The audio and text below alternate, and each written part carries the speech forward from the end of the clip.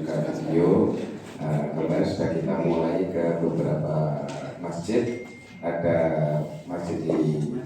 Masjid Ramah Lingkungan di Kabupaten Blitar, kemudian Masjid Ramah Musafir, dan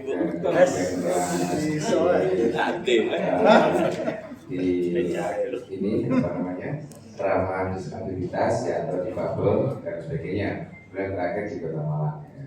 Ini sudah kita mulai, memang waktunya terbatas karena potong hari ini, besok, kemudian lusa tanggal 22 itu ada, tanggal 21 itu terus, tanggal 22 itu produk halal dan BSSN ya.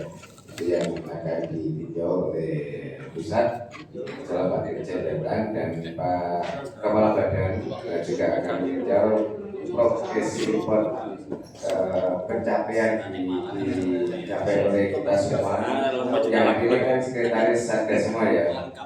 Ada yang pelaksana ini kesuksesan panjenengan kita tampilkan, kita bikin video ya, ditampilkan sebagai drone nanti. Oh ini Kota Malang, ini Kota Batu, ini Rokok dan seterusnya. Di Surabaya. Akan ditampilkan semua. Surabaya Alakbar. Alakbar. Ya, jadi Pak Faisal tak kirim gambar dari Kak Tampil. Baik, Bapak Ibu yang kami hormati. Kemudian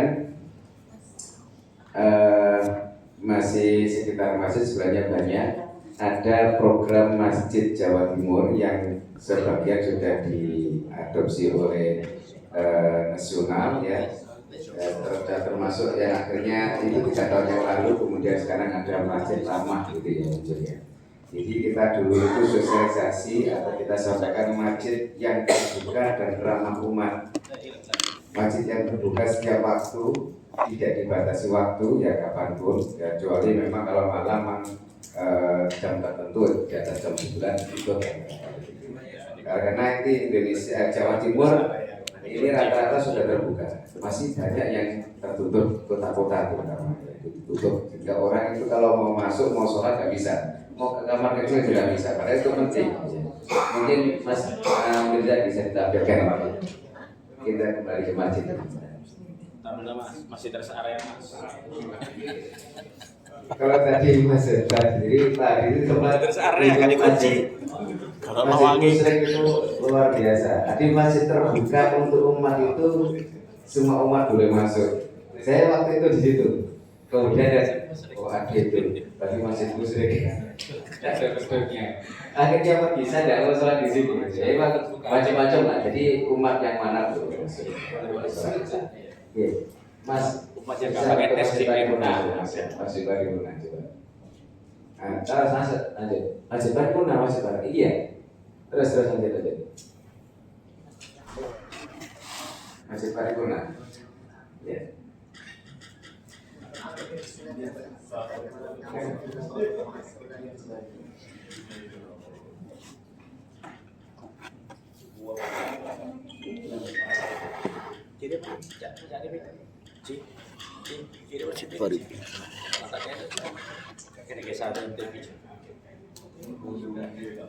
Iya. Ini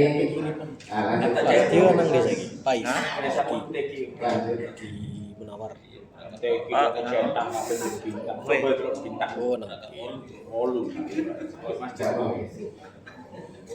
Barang mantannya juga tuh. Lanjut terus. Analis. Bisa. Ada dua nih. Tambah tadi dulu.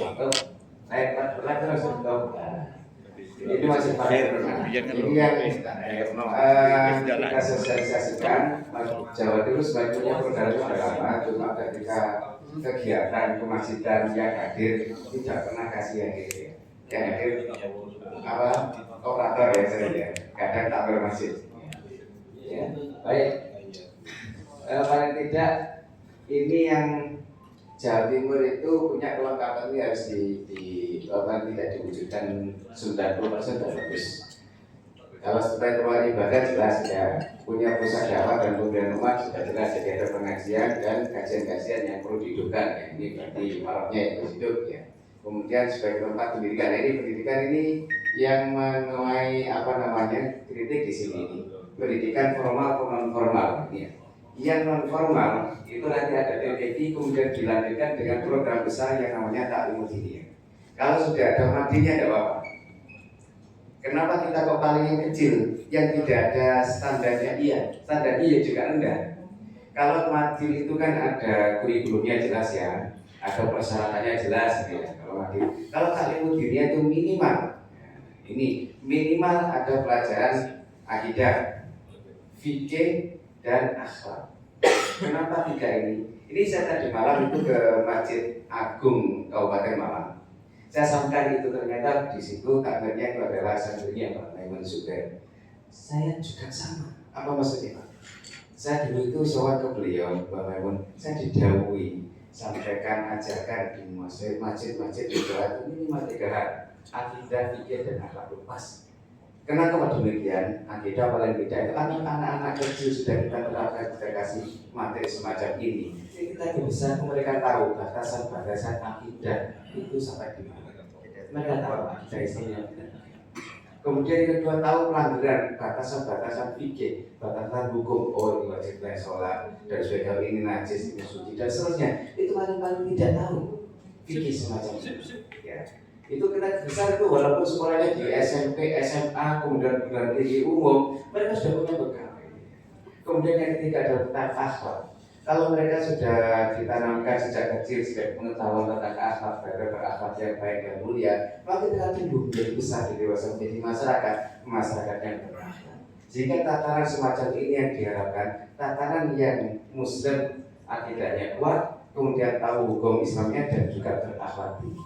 Nah, ini yang diharapkan dari manusia yang luar biasa. Ini yang perlu kita sampaikan dengan bahasa yang lugas, bahasa yang mudah dipahami oleh peserta didik atau anak-anak TPD itu, yaitu bahasa Indonesia aja, nggak usah bahasa Arab. Yang wajib belajar adalah gurunya, ya, mengajarkan, menyampaikan kepada peserta didik. Nah, ini penting. Sejak kecil kita sampaikan itu Taklimul Diniyah dengan 3 materi. Kalau sudah ada materi ya sudah bagus. Tapi kalau belum ada, minimal Taklimul Diniyah dengan 3 materi tadi itu ringan kan? Ringan gitu ya. Kemudian formal, nah ini sudah kita pahami. Kemudian masjid ramah. Dulu kita menawarkan masjid ramah itu masjid yang terbuka setiap waktu, setiap saat. Ini punya misi yang luar biasa. Paling tidak pertama misi dakwah itu ada. Kenapa? Kalau masjid itu terbuka, maka siapapun boleh masuk, aliran apapun, apakah NU, Muhammadiyah, Persis dan lain-lain, nah itu boleh masuk sholat di sana. Yang pertama. Yang kedua, siapapun boleh masuk, kalau tidak menyediakan tempat untuk bebersih, ada jedingnya, ya, ada toiletnya. Itu lebih baik daripada banyak di tempat umum. Kenapa? Kalau di masjid itu kan tidak menjaga kesucian. Oh, masuk masjid, tempatnya airnya ada di atas, tidak di bawah. Ini penting, kadang ada di bawah dibiarkan saja. Dan kecil peraturan itu mutar najis lagi, ya, jadi najis. Ya, semacam ini dipakai tidak bisa mencucikan, maka perlu tempatnya ada di atas, tempat airnya ada di atas. Kalau di masjid, Allah di atas rata-ratanya, di masjid di atas. Jika orang yang bikis itu kemudian bersuci, itu dan ibadah dan terjaga kesuciannya. Ibadah tidak seperti ini, sehingga orang itu keluar dari dalam keadaan suci. Lain kalau orang itu tidak ada masjid ditutup semua, tapi umum tidak terjaga kesuciannya. Bagaimana berikutnya kalau mau sholat? Tidak seperti itu. Yang ketiga, memberikan pelajaran. Yang keempat adalah mendekatkan mereka. Siapapun itu lebih akrab dengan masjid. Kalau orang itu sudah akrab dengan masjid, dekat dengan masjid, terbiasa dengan masjid, maka mereka akan menjadi ahli masjid. Nah, ini yang terbuka ya. Berikan kesempatan pada siapapun. Karena beberapa kali saya sendiri ke Jogja ya, karena dirinya Pak Aman itu kan kuliah di sana. Itu kesulitan mencari masjid. Duhur sudah selesai sholat jamaah, kita mau turun sudah ditutup, cari ke tempat lain tutup semuanya, kesulitan cari masjid terbuka. Nah, itu ada mau sholat tidak bisa. Ya. Kemudian ramah umat dari saya sampaikan ramah pada siapapun umatnya, backgroundnya apapun, ya kita kasih kesempatan untuk masuk masjid. Ya. Itu ciri khas Jawa Timur tetap dipertahankan dan dikembangkan karena Jawa Timur mulai mempunyai keterbukaan yang luar biasa. Kalau jadikan bandingkan dengan Jogja atau Jawa Tengah, itu terbuat juga Jawa Timur lebih tinggi. Ya. Ini ramah umat, ini kita pertahankan, kita kembangkan. Kemudian ramah anak, anak ini merupakan generasi penerus kita, jangan sampai Senin itu masuk masjid ramai nanti bikin. Nah ini tidak boleh. Jadi kita mulai mencoba untuk ramah nanti berbagai fasilitas. Termasuk kalau tadi malam saya ke Kabupaten Malang itu, cara merawat anak itu, oh bapak ibunya ke masjid maghrib gitu, anak-anaknya diajak sholat bersama, kemudian diberikan pelatihan misalnya, oh ada baca Quran, ada permainan yang Islami itu buat rumah Nabi itu ada berapa, rukun Islam berapa, dan sebagainya. Ini permainan anak-anak yang Islami itu dimainkan di sana, bagus nggak itu diantaranya. Kemudian disabilitas atau difabel. Ya, difabel ini mulai kita harus disosialisasikan lebih banyak lagi. Ini ya, Jawa Timur yang masih kurang, ya masih agak ya masih rendah sekali memang untuk disabilitas. Paling tidak pertama untuk orang yang tempat duduk untuk orang yang nggak bisa berdiri ketika sholat, kemudian tempat untuk kursi roda. Nah, ini minimal tempat untuk tempat jalannya itu ya minimal dikasih. Terus ketika tempat wudhunya ini untuk difabel ini kadang-kadang kesulitan. Kemarin itu saya lihat ada yang disediakan kursi, disediakan tempat, tapi tempat wudhunya nggak ada. Tempat wudhu campur dengan orang yang lengkap, yang tidak ada kesulitan. Nah ini mereka nggak bisa. Nah, ini perlu adanya, walaupun kita biasanya tempat cuci kaki. Kalau kita mau masuk masjid, cuci kaki biar bersih kan, masuk masjid ya. Oh mungkin kotor dan sandalnya kotor atau dari mana kotor, cuci kaki walaupun sudah wudhu. Nah ini bisa dipakai untuk tempat wudhu. Nah ini paling semacam ini perlu dimunculkan atau diadakan minimal ini. Kemudian ramah lingkungan. Nah kemarin kita ke Blitar itu, Kabupaten Blitar, ada di kampung coklat itu ramah lingkungan, bahkan air itu tidak terbuang dengan begitu saja. Ketika air dipakai wudhu, ditampung, kemudian disulit atau dibersihkan, disaring ya, itu kemudian keluar dalam keadaan bersih, sudah bersih. Ya, kemudian tidak hanya dibuang itu saja, tapi juga dialirkan untuk mengairi tanaman-tanaman yang perlu disiram. Jadi tidak terbuang dengan itu saja. Ini contohnya. Ini ramah lingkungan. Tentu dengan kelengkapan bapak yang lain, salah satu contoh. Ini yang kita kemudian masjid musafir dan fakir miskin, ramah fakir miskin. Itu juga terhubungkan di Blitar. Ini menyediakan para musafir ini di Blitar, di mana di Probolinggo teman-teman biasa juga ada yang Probolinggo ini, kabupaten. Nah, masjid apa itu yang sebelah selatan Jawa? Amanah. Yang di Pajarakan. Pajarakan ya. Jadi itu ramah musafir, betul itu. Jadi musafir bisa makan roti, kemudian mie, kopi, teh ada di sana, air putih ada. Tidak pernah mau diikutkan itu.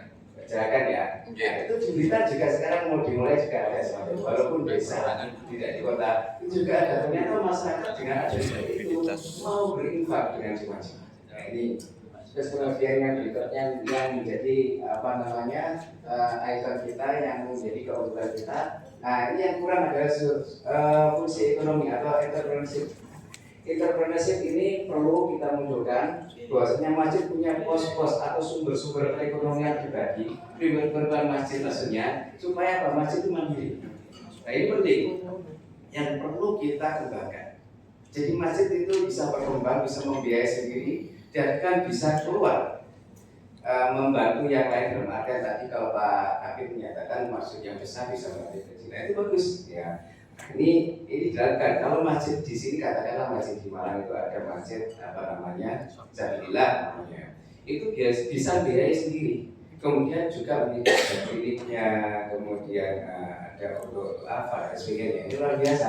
Nah ini perlu adanya sumber-sumber perekonomian yang terus dibangun oleh masjid. Ini perlu apakah BNT, koperasi atau warkop dan sebagainya. Nah ini perlu ditumbuhkan, yang dimiliki oleh masjid, dikelola oleh masjid, dan syukur-syukur dikelola oleh takmir dan remaja masjid sekaligus pengkaderan. Karena ini pernah kami perhatikan ketika anak-anak itu, anak remaja pada jereng-jereng di perempatan minuman keras sampai jam 2 malam, ada di kuburan. Bagaimana mengatasi semacam ini? Maka perlu sendiri penanganan anak muda remaja masjid. Maka kegiatan yang disukai anak muda itu ditaruh di masjid. Ternyata itu mampu di antaranya perekonomian. kita buat namanya budidaya jamur, kemudian ikan lele dan sebagainya. Ternyata mereka tertarik, ya. Kemudian olahraga yang berlari ini mengurangi kebiasaan kurang bermanfaat menjadi bermanfaat dan berkos masjid. Nah, ini perlu teknik semacam ini. Nah, ini yang perlu kita kembangkan di tempat kita. Ini singkat yang perlu saya sampaikan dan saya kembali lagi monggo di langsung lagi mungkin ketua tim Indonesia Masjid menyampaikan Pak UN yang baik. Bapak Ibu yang kami hormati, saya sampaikan tadi bahwasanya kita waktunya terbatas, makanya saya tadi mohon izin menyampaikan sedikit hal tentang Masjid Paripurna yang perlu kita siapkan di Jawa Timur, masjid-masjid kita.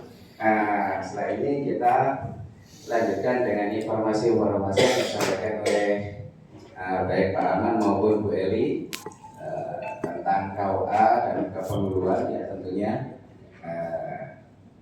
Monggo Bu Eli, kami silakan dimulai dari Pak Aman, silakan Pak.